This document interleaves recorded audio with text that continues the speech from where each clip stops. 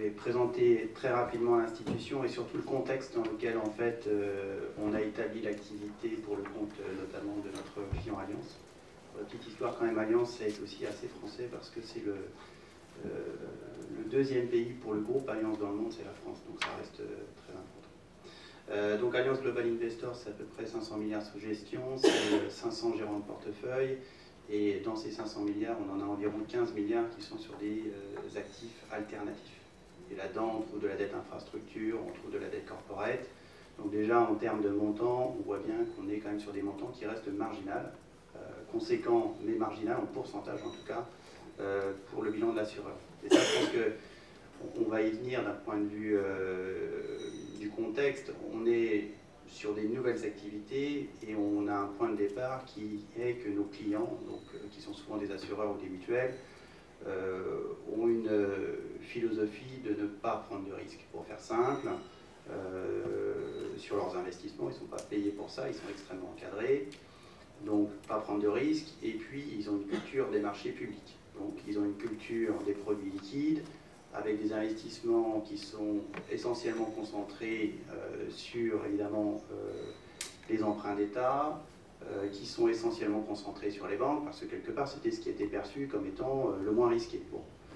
On s'est aperçu que la dette d'État pouvait en partie être risquée, que la dette bancaire, tout va bien jusqu'au jour où, quelque part, tout va mal et ça va très très vite. Donc, il y a eu aussi une volonté de la part des assureurs, notamment du groupe Allianz, d'aller sur des supports différents, de diversification, qui restent à la marge en pourcentage, mais qui sont peut-être dans une décorrélée, en tout cas, de ces risques extrêmes. Donc, on va dire que pour nos assureurs, une volonté de diversification de leurs investissements, une volonté aussi de communiquer sur le fait qu'ils financent l'ensemble de l'économie, ça c'est clair, il y a les deux aspects, et en même temps des activités sur lesquelles je pense que nos clients ont bien compris qu'il fallait s'équiper en amont pour aborder des risques qui sont complètement nouveaux pour nous, les risques d'illiquidité, la gestion de la documentation, le suivi relationnel avec les sociétés, donc c'est un monde complètement nouveau pour nos clients. Parallèlement, ce qui est bien important, on va venir un petit peu sur nos process, mais c'est qu'on est sur l'analyse du risque et puis ensuite le suivi du risque, qui sont deux éléments essentiels. Sur l'analyse et sur le suivi, d'ailleurs, on est dans une logique qui n'est pas la logique d'une banque. Concrètement, on n'a pas le même point de départ. Les banques sont en général en relation d'affaires avec les sociétés depuis des années, voire des décennies.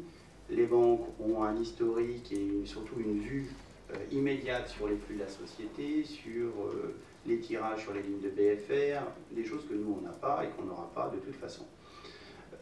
Parallèlement, les banques ont aussi des moyens de pression éventuels que l'assureur n'a pas. On est quelque part, on est un peu des bleus dans cet univers et ça il faut le savoir, le reconnaître. Première chose, et donc s'équiper, on va venir un petit peu sur comment on fait pour gérer ces risques. Donc, je dirais que pour la gestion des risques, on est effectivement en position de désavantage objective. Et deuxième point qui nous paraît important, c'est que pour nous, notamment par rapport à l'évolution du marché euro-PP, on est sur des risques qui ne sont pas des risques investment grade. Globalement, on pense que le marché des placements privés s'adresse plutôt à des sociétés qui n'ont pas ou qui ne veulent pas avoir accès au marché public, et c'est notamment pour des raisons de taille.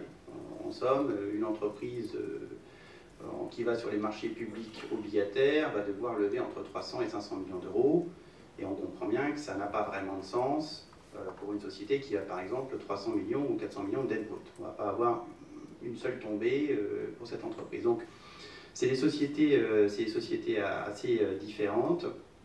Donc, la manière dont on voit les choses, c'est qu'on fait une analyse de crédit qui est très extensive au départ. On reprend quasiment en fait les méthodologies d'une agence de notation. C'est-à-dire que nos processus d'analyse crédit vont démarrer en général avec la présentation management où il y a une banque en général. On va revenir un petit peu comment on travaille avec les banques sur le sourcing. Et le processus, on va dire, de questions-réponses va s'étaler quasiment sur un mois. Pourquoi sur un mois? Parce que quelque part, on est confronté là encore à une diversité importante des crédits qui ont parfois des risques spécifiques, qui sont parfois sur des marchés de niche, et donc on a besoin quelque part de prendre le temps de comprendre au moins le marché, et ensuite de comprendre la philosophie de la société. Donc ça c'est le premier aspect, et ensuite en interne on arrive à une notation interne qui n'a pas vocation à être publiée évidemment, et puis on se prononce sur les investissements qui peuvent être pour 50 millions d'euros, 100 millions d'euros, sur un nom qui reste mid-cap. Donc on est sur des processus d'analyse du risque qui sont très similaires on va dire, à des processus d'agence de notation. Étant donné que du point de vue du sourcing, on travaille essentiellement avec des banques, je pense qu'effectivement, au tout départ du marché, il y avait des craintes que les banques nous amènent des dossiers, entre guillemets, les moins attractifs d'un point de vue risque. Je pense que cette crainte n'était pas complètement fondée, notamment jusqu'en 2016. Maintenant, clairement, il y a une pression qui s'exerce sur les banques également pour apporter des dossiers, de plus en plus de dossiers, dans un contexte de surliquidité bancaire et aussi d'une demande de crédit de la part des entreprises qui est relativement faible. Il y a les deux parties de l'équation qui quelque part sont là. Donc on voit un peu plus de dossiers qui sont risqués. Maintenant, la réalité, c'est que de notre point de vue, on est là pour être un complément aux banques, on n'est pas là pour remplacer les banques, et on a également tout intérêt à s'appuyer sur des équipes d'origination et de structuration au sein des banques qui sont organisées pour nous parler. Concrètement, si on prend les différents marchés, en France, on a 4 équipes, environ 4, 5 peut-être, qui savent vraiment comment on fonctionne. Effectivement, on ne fonctionne pas comme sur les marchés publics.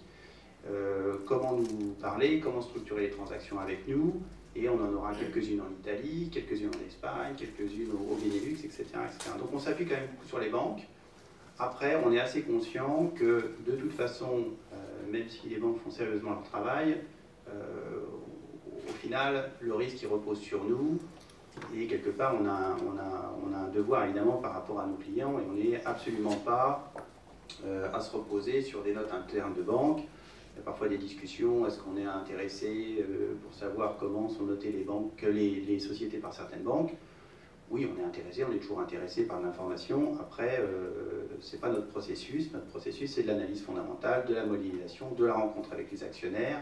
Ça, c'est un élément extrêmement important. Il y a aussi beaucoup d'éléments positifs dans ce marché. Un des éléments positifs, c'est la possibilité d'avoir des vraies interactions avec le management, de comprendre où ils veulent emmener la société, de comprendre la credit story, et de ne pas avoir à le faire entre guillemets, en 2 jours et demi ou 2 jours, comme on peut le voir sur les marchés publics. Donc ça, c'est un vrai avantage. Et donc, on doit pouvoir investir dans les capacités d'analyse pour ce faire. Alors ensuite, on a la négociation de la documentation. Ça, c'est un aspect important. C'est vrai qu'on est sur des supports illiquides. Donc ça veut dire que si quelque part l'histoire crédit qui nous a été vendue au départ change, on ne peut pas vendre en se disant bon, on n'aime plus la nouvelle histoire, en tout cas c'est pas celle qu'on a achetée, donc on sort. Donc la seule manière de nous protéger, c'est d'avoir une documentation qui soit cohérente avec l'histoire crédit qui nous est vendue. Et là encore, par rapport à une banque, pour essayer de faire un peu des similarités ou des différences, on n'a pas vocation quelque part à contrôler les sociétés, on a encore moins vocation à devenir actionnaire, c'est très clair. Donc on est peut-être un peu plus flexible parfois que les banques. Maintenant, on a besoin de savoir que l'histoire crédit ne va pas changer complètement. Et donc, ce travail de structuration, en général, se fait en partenariat, là encore, avec les banques. On est dans une stratégie plutôt de travail conjoint plutôt que d'opposition frontale. Et ensuite, effectivement, donc on est investi sur 7-8 ans.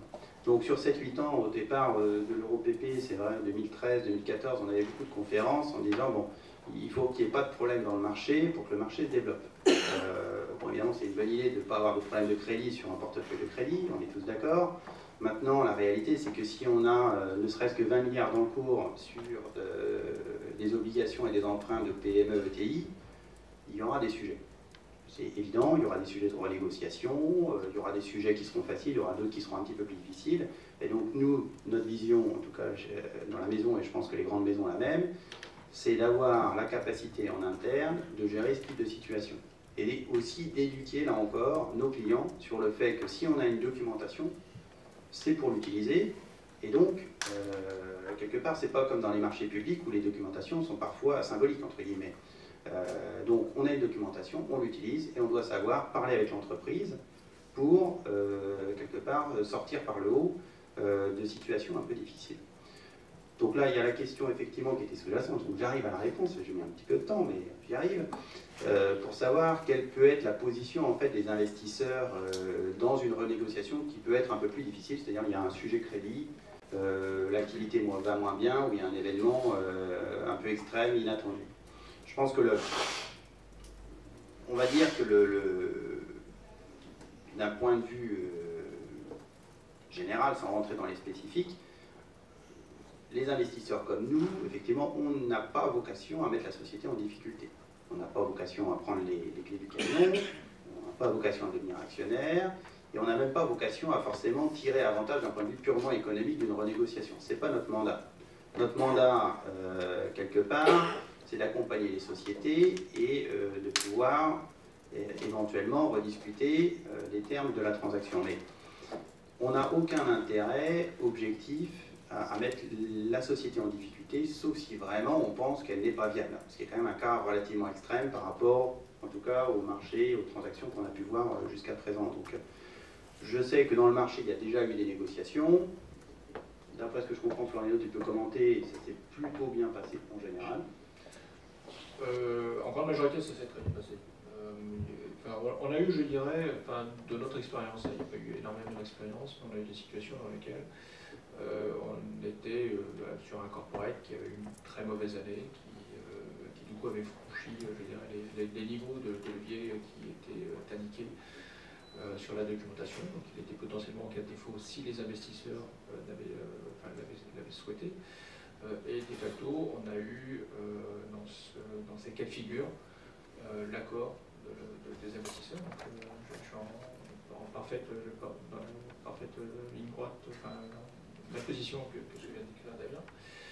Une acceptation de la part des investisseurs, une compréhension de l'évolution de la situation de l'entreprise. Donc avec un waiver qui a été accepté par les investisseurs, et donc une continuation qu'on a pu assurer de l'EuroPP qui avait été mise en place. A contrario, on a quelquefois eu des amendements que j'aurais plutôt qualifiés de techniques, qui ont été refusés par les investisseurs. Dans les faits, ça n'a pas énormément de conséquences pour l'entreprise.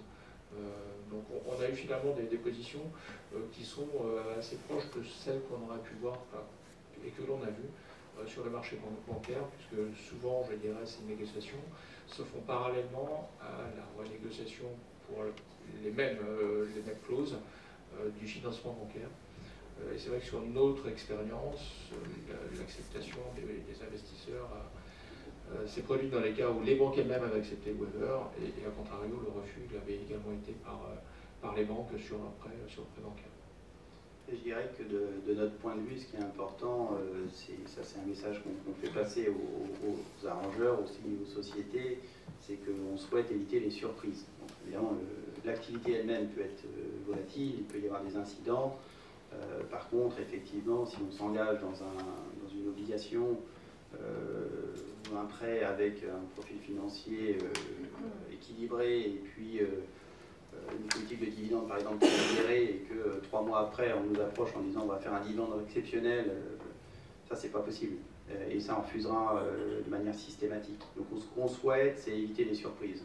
On est équipé pour discuter avec les entreprises, pour comprendre soit leur volonté de se développer par exemple plus vite que ce qu'ils avaient fait dans le passé, ou comprendre un nouveau business plan parce que l'activité est plus difficile. Par contre, on n'aime pas quand quelque part on nous change l'histoire complètement d'un jour sur l'autre. Et ça, c'est là les situations où quelque part on sera extrêmement ferme, parce que c'est ce qu'on doit quelque part aussi à nos clients.